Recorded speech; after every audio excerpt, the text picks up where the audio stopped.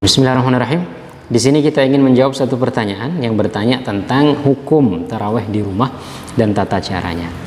Jadi untuk menetapkan hukum sesuatu kita harus tahu definisi dari sesuatu itu.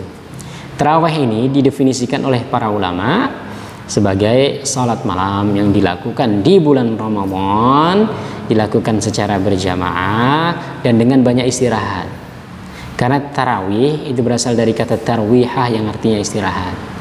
Jamaknya tarawih artinya banyak istirahat.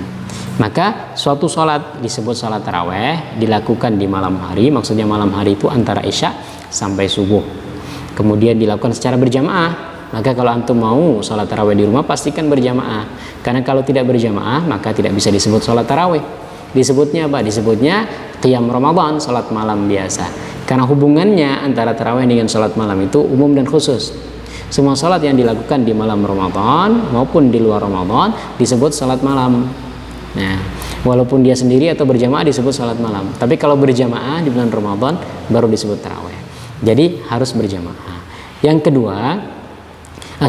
ketiga dilakukannya dengan banyak istirahat. Ini kan? Banyak istirahat itu artinya jumlah rakaatnya banyak. Kalau seumpamanya orang sholat malam cuma 2 rakaat, dia merasa tarawih, maka tidak disebut tarawih karena tadi itu jumlah rakaatnya harus banyak sehingga istirahat ya 2 rakaat istirahat duduk, 2 rakaat istirahat duduk, 2 rakaat istirahat duduk.